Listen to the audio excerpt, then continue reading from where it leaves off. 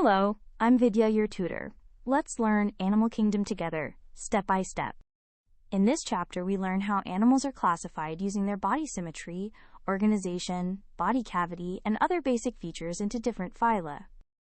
Animals are grouped by features such as body symmetry, number of germ layers, presence of a true coelom, segmentation, and the level of organization of cells and tissues. Sponges of porifera have pores and a cellular level of organization. Cnidarians like jellyfish show radial symmetry. Platyhelminthes are flat, bilaterally symmetric worms. Annelids like earthworms are segmented. Arthropods, the largest phylum, have jointed legs and an exoskeleton. Mollusks have soft bodies, often with a shell.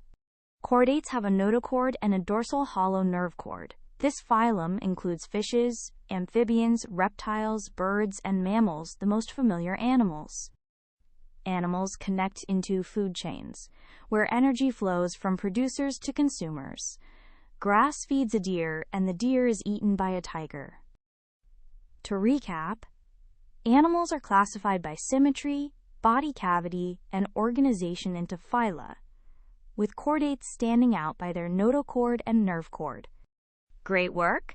Keep learning with Vidya and visit CBSETest.com for free lessons, worked examples, and practice tests.